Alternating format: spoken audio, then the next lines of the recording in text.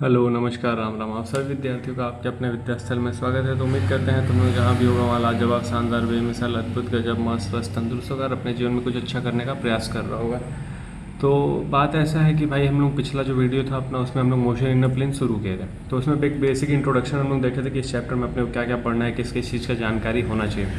तो वो जो जानकारी है उसी को अब शुरू किया जाएगा लेना। कौन कौन सा जानकारी होना चाहिए, जो जानकारी होना चाहिए वही जानकारी अब लेना शुरू करना है अपने को।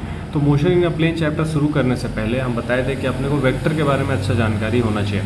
तो वेक्टर अपने को शुरू करना है। अब 2 वीडियो 3 वीडियो जितना भी वीडियो लगे 2-3 वीडियो में वेक्टर्स कंप्लीट किया जाएगा।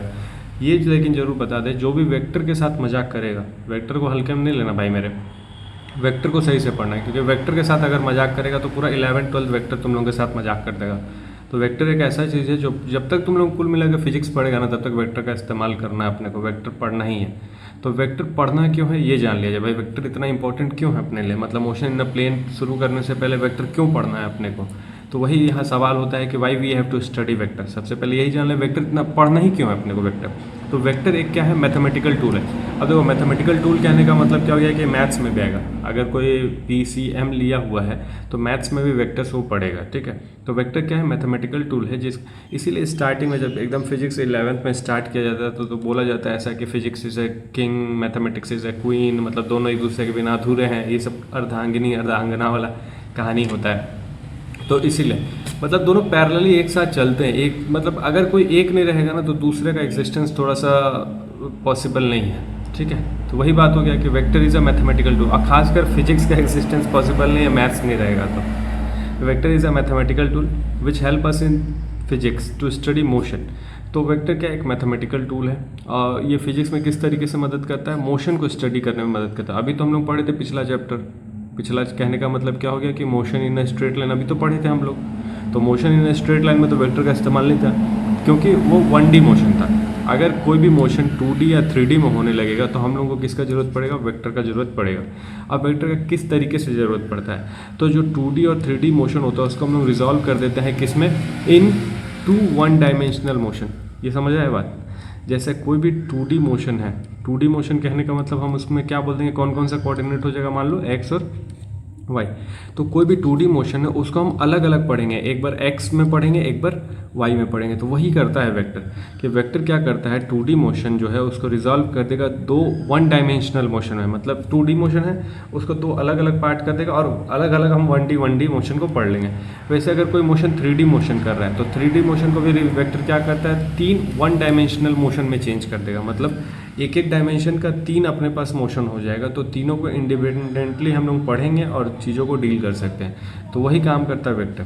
जैसे मान लो अगर सिंपल कोई बात कर ले, कोई ऑब्जेक्ट था, ओरिजिन यहाँ पे था वो, ठीक है, यहाँ से मोशन करता हुआ यहाँ। अभी तो हम पूरा बनाए हुए हैं डायग्राम। ऐसा थोड़ी है कि तुम लोगों को ओरिजिन दिया होगा। जैसे मान लो बोल दिया होगा कोई ऑब्जेक्ट यहाँ है, मोशन करके यहाँ ऐसे पहुँच गया।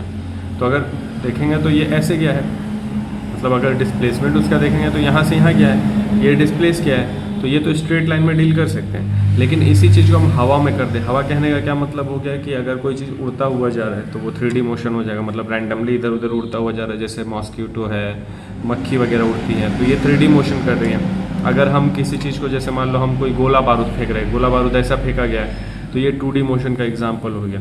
या फुटबॉल को हम ऐसे किक किए हैं तो 2D मोशन का एग्जाम्पल हो गया, यहाँ से यहाँ आया है।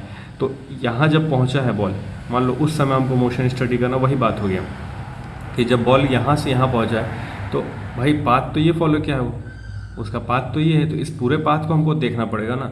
तो ये जब पाथ फॉलो कर रहा है तो ये 2D मोशन में मोशन कर रहा है। कैसे, जैसे मान लो अगर हम यहाँ पे कोऑर्डिनेट बना दें तो ये कुछ ऐसा मोशन कर रहा है, ओरिजिन से शुरू करता हुआ कुछ ऐसा जा रहा है। तो ये जो मोशन है ये x में भी हो रहा है और y में भी हो रहा है। मतलब x में आगे बढ़ रहा है, y में हाइट में जा रहा है। तो ये दोनों मोशन हो रहा है। तो वेक्टर की मदद से हम क्या करेंगे, x वाला पार्टी अलग पढ़ेंगे, y वाला पार्टी अलग पढ़ेंगे। वही बात यहाँ पे हम समझाने की कोशिश करें। जैसे मान लो कोई ऑब्जेक्ट था वो यहाँ पे है, अगर उसका हमको कोऑर्डिनेट लिखना हो तो उसका कोऑर्डिनेट x और y दोनों ही आएगा कुछ ना कुछ, क्योंकि x में भी कुछ है y में भी कुछ है।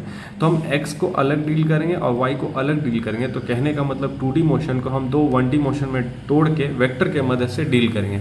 तो इसीलिए वेक्टर पढ़ना जरूरी है अपने लिए। तो अब तो वेक्टर क्यों पढ़ना ये पता चल गया। वेक्टर को किस तरीके से दिखाते हैं, मतलब लिखने का क्या तरीका होता है वेक्टर को, वो देख लीजिए। तब तक इसको साफ करते हैं। अब हम लोग बात करेंगे रिप्रेजेंटेशन ऑफ वेक्टर। वेक्टर को दिखाया कैसे जाएगा। मान लो अगर हम बोल दिए कि कोई चीज़ वेक्टर क्वांटिटी है तो उसको दिखाया कैसे जाएगा, लिखा कैसे जाएगा, वो जानना अपने को। तो vector is represented by an arrow. तो मतलब एक एरो से वेक्टर को दिखाया जाता है। वो एरो कैसा बनेगा, किस डायरेक्शन बनेगा, कितना लंबा कितना छोटा बनेगा, वो बात कर लिया।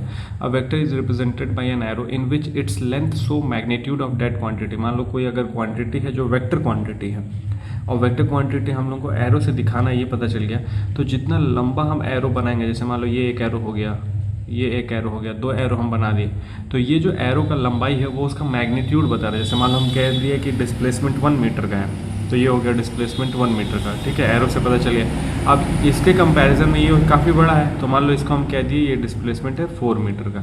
तो ये जो लंबाई है, इस लंबाई से हम उसका मैग्नीट्यूड बता रहे हैं, मतलब उसका लेंथ वाइज, मतलब लेंथ वाइज कहने का मतलब इसका न्यूमेरिकल वैल्यू कितना है। तो इसका न्यूमेरिकल वैल्यू 1 मीटर था तो इतना लंबा, और उसके कंपैरिजन में कोई और आ गया 4 मीटर का तो वो इतना लंबा हो गया। तो वही कह रहा है कि जिस वेक्टर को रिप्रेजेंट करते हैं हम लोग एरो से करते हैं, और जो एरो का लंबाई होता है वो उस क्वांटिटी का मैग्नीट्यूड बताता है, साथ साथ में जिस डायरेक्शन में हम उसको ड्रॉ करें। जैसे मान लो इस डायरेक्शन में ड्रॉ किया मतलब वो उसका डायरेक्शन है, इस डायरेक्शन में ड्रॉ किया वो उसका डायरेक्शन है। मान लो इसी को हम ऐसे कर दें, इसको हम इरेज कर दें, ये वाला पार्टी, ये वाला एरो, और उसके बाद हम इस डायरेक्शन में ड्रॉ कर दें ये डायरेक्शन। तो मतलब ये 1 मीटर का डायरेक्शन हो गया इस तरफ, 4 मीटर वाला डायरेक्शन हो गया इस तरफ, मतलब एरो हम इस तरफ, तो जिस तरफ एरो बनाया गया वो उसका डायरेक्शन हो गया। तो ये तो तरीका है रिप्रेजेंटेशन, लेकिन सबको मान लो कोई रैंडम किसी डायरेक्शन में आ जाएगा, मान लो रैंडम कोई इस डायरेक्शन में आ गया, तो हम बार बार ऐसे एरो थोड़ी बनाएंगे, और कितना लंबा एरो बनाना हर बार मेजर करके हम बना नहीं पाएंगे। तो सिंपल क्या किया जाता है, सिंपल किया जाता है कि कोई भी वेक्टर क्वांटिटी है उसको रिप्रेजेंट कर दिया जाता है एरो से। कोई भी वेक्टर क्वांटिटी, जैसे क्या हो गया, वही बात हो गया कि मैग्नीट्यूड और डायरेक्शन की बात हो गया। उसके बाद कह रहे हैं कि generally we represent all vector as this, सारे वेक्टर को हम ऐसे रिप्रेजेंट करेंगे। अब लिखने का तरीका क्या होगा, जैसे मान लो इतना पता चल गया कि डिस्प्लेसमेंट और डिस्टेंस, डिस्टेंस स्केलर क्वांटिटी है, डिस्प्लेसमेंट वेक्टर क्वांटिटी है। तो ये जो हम एस लिखे हैं ये डिस्प्लेसमेंट है, तो डिस्प्लेसमेंट वेक्टर क्वांटिटी है, तो उसके ऊपर एक एरो लगा देना है। कोई भी हम क्वांटिटी लिख रहे हैं जो वेक्टर क्वांटिटी है उसके ऊपर एरो लगा देना है। जैसे टी है टाइम, टाइम स्केलर क्वांटिटी है तो उसके ऊपर कोई एरो नहीं क्योंकि बाई वेक्टर नहीं है वो।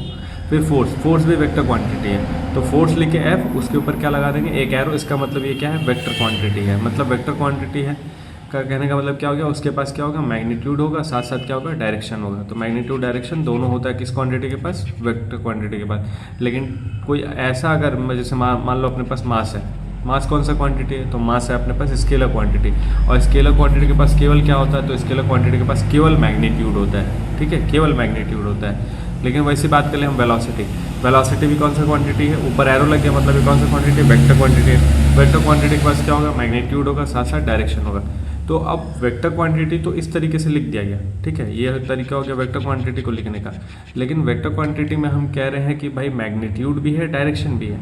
तो मैग्नीट्यूड को कैसे लिखा जाएगा, तो कोई भी वेक्टर क्वांटिटी का अगर मैग्नीट्यूड लिखना है तो हम क्या लिखेंगे, मॉड ऑफ वेक्टर, ठीक है। जैसे देखो ये था वेक्टर क्वांटिटी एस, जैसे क्या हो गया, ये हो गया वेक्टर क्वांटिटी एस वेक्टर, और इसका हम मॉड लिख देंगे तो ये केवल मैग्नीट्यूड के बारे में बात कर रहा है, ठीक है। तो इससे हमको केवल मैग्नीट्यूड पता चल रहा है, डायरेक्शन नहीं। लेकिन अगर डायरेक्शन केवल बताना, केवल डायरेक्शन, कोई भी वेक्टर क्वांटिटी का केवल डायरेक्शन बताना है तो एस कैप, मतलब उस वेक्टर क्वांटिटी के ऊपर कैप लगा देंगे, ये जो ऊपर लगा हुआ उसको कैप बोलते हैं। कैप लगा देंगे तो क्या बताएगा, उस क्वांटिटी का डायरेक्शन बताएगा। मतलब कोई एक वेक्टर क्वांटिटी है उसके पास मैग्नीट्यूड होगा, डायरेक्शन होगा। अगर हमको केवल मैग्नीट्यूड के बारे में बात करना तो लिखने का तरीका ये हो जाएगा, और केवल उस वेक्टर क्वांटिटी के डायरेक्शन के बारे में बात करना तो लिखने का तरीका ये हो जाएगा।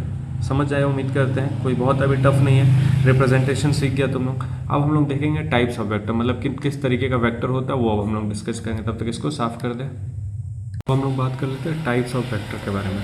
टाइप्स ऑफ वेक्टर बहुत तरीके का होता है, बहुत तरीके का नहीं, मतलब 10-12 तरीके का तो होता ही है, और उसको अलग अलग तरीके से कैटेगराइज किया गया है। ये कोई ज़रूरी नहीं है याद रखना कि, लेकिन भाई नोट्स तो बनाना पड़ेगा तुम लोगों को, जितना हम लिख रहे हैं उतना तुम लोगों को भी लिखना पड़ेगा। तो टाइप्स ऑफ वेक्टर में कौन सा वेक्टर का क्या बोलते हैं वो याद रखना, वो समझना ज़रूरी है। बाकी इसका बहुत ज़्यादा इस्तेमाल होता नहीं है, कुछ कुछ इसमें है जो इसका इस्तेमाल होता है। तो जो सबसे पहला आता है अपने पास आता है इक्वल वेक्टर, ठीक है, जो सबसे पहला आता है अपने पास इक्वल वेक्टर आता है। अब देखो नाम से तुम लोगों को भी क्लियर हो जाएगा, वेक्टर है, दो वेक्टर का कंपैरिजन करेंगे तभी इक्वल पता चलेगा। तो कह रहे हैं कि if vector have same magnitude and direction, तो भाई वेक्टर के पास मैग्नीट्यूड डायरेक्शन दोनों होता है। तो ऐसा कोई भी वेक्टर जिसके पास सेम मैग्नीट्यूड होगा और डायरेक्शन होगा। तो ऐसा कोई वेक्टर जिसके पास सेम मैग्नीट्यूड और डायरेक्शन है तो उसको हम लोग क्या बोल देंगे, इक्वल वेक्टर बोल देंगे।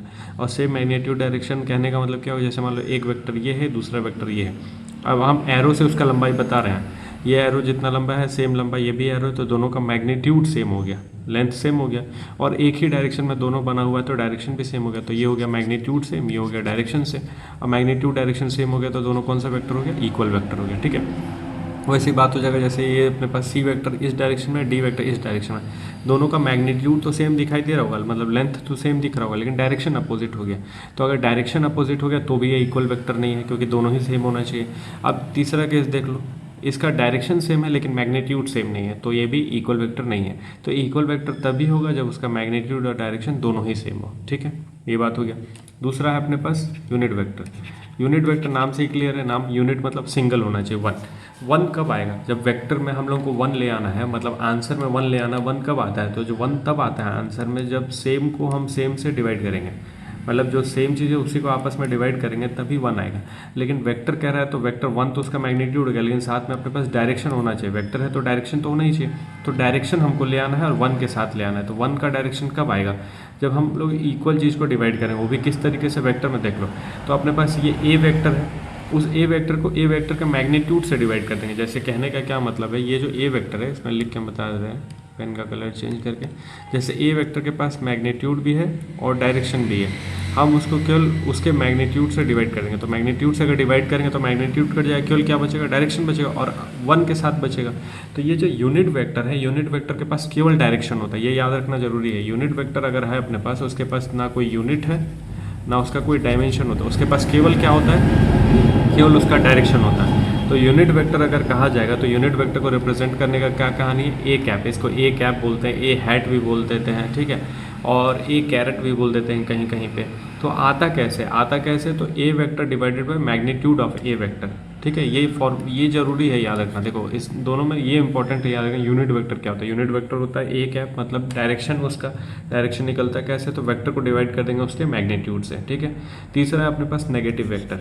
नेगेटिव वेक्टर क्या होता है, तो जिसके पास सेम मैग्नीट्यूड होगा लेकिन अपोजिट डायरेक्शन। जैसे ये जो हम बनाए थे, ये वाला जो चीज़ था वो क्या था, नेगेटिव वेक्टर। मैग्नीट्यूड तो सेम है लेकिन डायरेक्शन अपोजिट है। तो अगर डायरेक्ट कोई एक वेक्टर दिया हुआ है, उसके अपोजिट अगर सेम मैग्नीट्यूड का हम वेक्टर बना दे रहे हैं, अपोजिट सेम मैग्नीट्यूड का वेक्टर, तो वो उसका नेगेटिव वेक्टर हो जाएगा। कहने का क्या मतलब हो गया, इन दोनों को अगर हम कंपेयर करेंगे तो यहाँ जो डी वेक्टर है वो नेगेटिव है किसका, सी वेक्टर का। ठीक है, तो ये हो गया नेगेटिव वेक्टर। अब हम लोग बढ़ते हैं आगे, तो थोड़ा सा नीचे चलना पड़ेगा उसके लिए, आगे बढ़ने के लिए। ठीक है, नेगेटिव वेक्टर के बाद अपने पास आता है रेसिप्रोकल वेक्टर। अब नेगेटिव वेक्टर को एक और बार डिफाइन कर लेते हैं, जो डेफिनेशन है, vector which has the same magnitude but opposite direction. वही जो बात की, जैसे ए वेक्टर ये इस डायरेक्शन में, सेम मैग्नीट्यूड के साथ अपोजिट डायरेक्शन बना हुआ है, तो लिखने का तरीका कुछ ये हो जाएगा, नेगेटिव वेक्टर। ठीक है, याद नहीं करना, तुम लोग जब सामने देखेगा ना खुद ही पता चल जाएगा कौन सा वेक्टर है ये। फिर उसका रेसिप्रोकल, ये सब तुम लोग जानता है। रेसिप्रोकल क्या होता है, तो अगर मान लो x लिखा हुआ है, इसका रेसिप्रोकल लिखना तो क्या होता है 1/x, ये होता है रेसिप्रोकल। तो अगर मान लो कोई वेक्टर अपने को 2 मीटर का दे रखा है और इसका रेसिप्रोकल निकालेंगे तो वो आएगा 0.5 मीटर। तो अगर कोई वेक्टर 2 मीटर का है और एक वेक्टर हम बना दे रहे हैं 0.5 मीटर का, तो 0.5 मीटर जो है 2 मीटर का रेसिप्रोकल है। तो यही बात यहाँ पे भी है। अब वेक्टर विच है सेम डायरेक्शन, वेक्टर है तो डायरेक्शन क्या होना चाहिए, सेम, लेकिन ए वेक्टर का जो मैग्नीट्यूड है वो रेसिप्रोकल होना चाहिए गिवन वेक्टर के। तो अगर कोई दो वेक्टर दे रखा अपने को और दोनों का डायरेक्शन सेम है लेकिन दोनों का मैग्नीट्यूड में कुछ रेसिप्रोकल वाला रिलेशन है, तो वो दोनों रेसिप्रोकल वेक्टर हो जाएगा एक दूसरे का। ठीक है, समझ आया इतना बात। तो वही जैसे मान लो ए वेक्टर था 2 मीटर का, इसका अगर हमको रेसिप्रोकल वेक्टर बनाना है, खुद से बनाना है, तो हम क्या बनाएंगे 0.5 मीटर का सेम डायरेक्शन में। ठीक है, डायरेक्शन क्या, सेम डायरेक्शन में। तो ये हो गया रेसिप्रोकल वेक्टर। अब हम लोग चलते हैं आगे। आगे अपने पास क्या हो जाएगा, तो आगे जाने के लिए थोड़ा सा नीचे जाना पड़ेगा। नीचे आ गए हम लोग। देखो ये लिखने का तरीका हो गया, ए वेक्टर है, पावर में -1 लग गया, या फिर ये तरीका हो गया। अब इसके बाद आता है अपने पास फ्री वेक्टर या फिर non localized vector. Free vector या फिर नॉन लोकलाइज्ड वेक्टर। तो फ्री, देखो नाम से ही लग रहा है फ्री वेक्टर, मतलब फ्री मतलब यहाँ पे फ्री मिलेगा नहीं। फ्री का मतलब होता है ईजिली हम मूव कर पाएंगे। तो ऐसा vector which whose initial point not fixed, मतलब ऐसा कोई भी वेक्टर है जिसको हम एक जगह से दूसरी जगह मूव कर सकते हैं। कंडीशन क्या है, कंडीशन ये है सच डैट उसका मैग्नीट्यूड और डायरेक्शन अनचेंज रहना चाहिए। ठीक है, ऐसा कोई भी वेक्टर जो फिक्स नहीं है और अगर हम उसको एक जगह से दूसरे जगह मूव कर सकते हैं, one place to another move करें, लेकिन इस तरीके से मूव करना है कि उसका मैग्नीट्यूड और डायरेक्शन में कोई बदलाव नहीं आना चाहिए। ठीक है, ये होगा क्या, फ्री वेक्टर या फिर नॉन लोकलाइज। तो अगर फ्री वेक्टर नॉन लोकलाइज तो इसका अपोजिट भी होना चाहिए, लोकलाइज वेक्टर या फिर फिक्स्ड वेक्टर। तो लोकलाइज्ड वेक्टर क्या हो जाएगा, तो लोकलाइज्ड वेक्टर वैसा वेक्टर हो जाएगा जो फिक्स होता है। तो ऐसा कोई भी वेक्टर जिसका इनिशियल पॉइंट फिक्स है, मतलब उसको हम एक जगह से दूसरी जगह मूव नहीं कर सकते, तो उसको हम लोग बोलते हैं लोकलाइज्ड वेक्टर या फिर लाइन वेक्टर या फिर फिक्स्ड वेक्टर। देखो लोकलाइज्ड वेक्टर क्या है, तो ऐसा वेक्टर जो फिक्स्ड है उसको हम लोग क्या बोलेंगे, लोकलाइज्ड वेक्टर बोलेंगे, चाहे लाइन वेक्टर बोलेंगे, चाहे फिक्स्ड वेक्टर बोलेंगे। ठीक है, उसके बाद आता है नल वेक्टर या फिर जीरो वेक्टर। जीरो वेक्टर मतलब जिसका मैग्नीट्यूड जीरो हो जाएगा। तो ऐसा वेक्टर, अभी हम लोग देखे थे यूनिट वेक्टर, यूनिट वेक्टर में डायरेक्शन था, तो इसमें क्या कह रहा है कि ऐसा कोई भी vector whose magnitude is zero, जिसका मैग्नीट्यूड क्या हो जाएगा, जीरो हो जाएगा, और its direction is not defined. जैसे उसमें डायरेक्शन था, यूनिट वेक्टर में डायरेक्शन था, लेकिन जीरो वेक्टर में डायरेक्शन के बारे में अपने को पता नहीं है। तो ऐसा कोई भी वेक्टर जिसका मैग्नीट्यूड जीरो है और डायरेक्शन के बारे में अपने को नहीं पता है, तो उस वेक्टर को हम लोग बोलते हैं जीरो वेक्टर या फिर नल वेक्टर। ठीक है, उसके बाद आता है कोलिनियर वेक्टर। कोलिनियर भी तुम लोग को मालूम है, एक लाइन में। नॉन कोलिनियर मतलब एक लाइन में नहीं हो। तो ऐसा कोई भी वेक्टर जो आपस, कोई भी एक वेक्टर हम दिए हुए हैं उसी के पैरेलल कोई दूसरा वेक्टर बना दे। जैसे कहने का क्या मतलब हो गया, डेफिनेशन देख लो। बस तो डेफिनेशन क्या है भाई अपने पास, तो डेफिनेशन ये कह रहा है कि vector which are parallel to the same line, मतलब कोई लाइन दिया हुआ है और उसी के पैरेलल हम कोई वेक्टर बनाते हैं irrespective of their magnitude and direction. तो यहाँ पे मैग्नीट्यूड और डायरेक्शन का कुछ लेना देना नहीं है। जैसे मान लो एक वेक्टर हम बना दिए कुछ ये और एक वेक्टर बना दिए ये, और दोनों आपस में पैरेलल है, तो ये दोनों पैरेलल वेक्टर है। तो यहाँ पे मैग्नीट्यूड और डायरेक्शन का कुछ लेना देना नहीं है। मान लो ये बना दिए और ये बना दिए, तो ये भी पैरेलल है, तो मैग्नीट्यूड और डायरेक्शन का कुछ लेना देना नहीं है यहाँ पे। तो ऐसा कोई भी वेक्टर जो एक दूसरे के पैरेलल होगा उसको हम लोग पैरेलल वेक्टर बोल देंगे। यहाँ पे मैग्नीट्यूड डायरेक्शन का कोई रोल नहीं है। सेम नॉन कोलिनियर क्या हो जाएगा, तो ऐसा वेक्टर जो एक दूसरे को इंटरसेक्ट कर दे। मान लो एक वेक्टर ये है और एक वेक्टर हम इसी पे ये कुछ बना दिए, तो ऐसा कोई भी वेक्टर जो एक दूसरे को इंटरसेक्ट कर रहा है या फिर पैरेलल नहीं है। तो जब पैरेलल नहीं है तो भाई इंटरसेक्ट ही करेगा, उसको हम आगे अगर पढ़ाएंगे उसका मैग्नीट्यूड इंक्रीज करें तो इंटरसेक्ट ही करता है। तो ऐसा कोई भी वेक्टर जो पैरेलल नहीं है एक दूसरे को, उसको हम क्या बोल देंगे, नॉन कोलिनियर वेक्टर। ठीक है, इतना समझ आया होगा। अब चलते हैं हम लोग लाइक वेक्टर और अनलाइक वेक्टर। देखो बात करते करते हम लोग 9 वेक्टर जान गए। 9 में भी एक में 2 डिस्कस कर ले, like unlike, collinear non collinear, एक में 2 डिस्कस कर ले रहे हैं। तो 9वां क्या है अपने पास, लाइक वेक्टर और अनलाइक वेक्टर। अब देखो ऐसा कोई भी कोलिनियर वेक्टर, कोलिनियर मतलब ये वाला बात हो गया, ठीक है, ये हो गया कोलिनियर, ये हो गया कोलिनियर। तो ऐसा कोई भी कोलिनियर वेक्टर जो किस डायरेक्शन में, सेम डायरेक्शन में हो। तो जैसे ये जो हम बनाए हैं ये है अपने पास लाइक वेक्टर, और ये जो बनाए हैं ये है अपने पास अनलाइक वेक्टर। ठीक है, ये तो नॉन कोलिनियर है। लेकिन ऐसा कोई भी कोलिनियर वेक्टर जिसका डायरेक्शन सेम हम बना देंगे तो वो हो जाएगा लाइक वेक्टर। ऐसा कोई भी कोलिनियर वेक्टर जिसका हम डायरेक्शन अपोजिट बना देंगे तो वो हो जाएगा अनलाइक वेक्टर। समझ आया बात। कोलिनियर वेक्टर में ही मतलब पैरेलल है एक दूसरे का, और उसका डायरेक्शन भी अगर हम सेम बना दें तो इस वेक्टर को बोलेंगे लाइक वेक्टर। और मैग्नीट्यूड अलग अलग है लेकिन डायरेक्शन अपोजिट कर देंगे पैरेलल के साथ साथ तो हो जाएगा अनलाइक वेक्टर। जैसे यहाँ पे भी बना के बताए हैं हम, मतलब अनलाइक और लाइक वाले में भी बना के बताए हैं कि भाई कैसे किसको क्या बोल रहे हैं। जैसे देख लो यहाँ पे बनाया गया है, बस भाई बस। हाँ, तो जैसे ए वेक्टर है, बी वेक्टर है, सेम डायरेक्शन में है, डायरेक्शन सेम है, मैग्नीट्यूड अलग अलग, लेकिन फिर भी उसको हम लोग क्या बोल रहे हैं, लाइक वेक्टर बोल रहे हैं, क्योंकि भाई पैरेलल है और सेम डायरेक्शन में। और वैसे सी और डी को देख लो, ये अपोजिट डायरेक्शन हो गया, पैरेलल है अपोजिट डायरेक्शन तो ये हो गया अनलाइक वेक्टर। ठीक है, ये है अपने पास लाइक वेक्टर और ये है अपने पास अनलाइक वेक्टर। ठीक है, इतना समझ आएगा। अब चलते हैं कोप्लेनर मतलब एक ही प्लेन पे हो। ऐसा कोई भी वेक्टर जो एक ही प्लेन पे हो, सेम प्लेन पे, तो उसको हम बोल देंगे कोप्लेनर वेक्टर। अलग जैसे मान लो अभी हम लोग प्लेन डील करेंगे, 3 एक्सिस में जाएंगे तो एक्स वाई जेड, जैसे मान लो एक्स वाई कोऑर्डिनेट हम बनाते हैं, ये हो गया, तो ये जो प्लेन है इसको एक्स वाई प्लेन बोलते हैं। मान लो अगर हम यहाँ जेड कोऑर्डिनेट बना दें तो ये हो जाएगा वाई जेड प्लेन, ये हो जाएगा एक्स जेड प्लेन।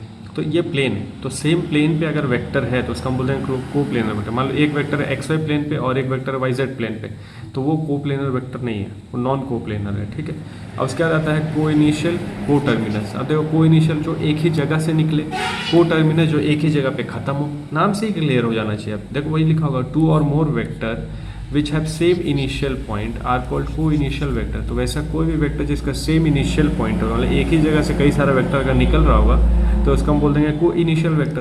और एक ही जगह पे आके ख़त्म हो रहा होगा तो उसको हम बोल देंगे को टर्मिनस पॉइंट। ठीक ठीक है, या कोटर्मिनस वेक्टर। उम्मीद करते हैं ये भी समझ आएगा। 11, 12 और 13 जो है अपने पास वो देख लिया जाए। तो 12 और 13 क्या है भाई, तो मेरे हिसाब से एक्सियल और पोलर ही बचा है। हाँ, पोलर वेक्टर और एक्सियल वेक्टर, बस बस बस। तो पोलर वेक्टर एक्सियल वेक्टर है अपने पास। पोलर वेक्टर क्या होता है, तो वैसा कोई भी वेक्टर जो हम लीनियर मोशन से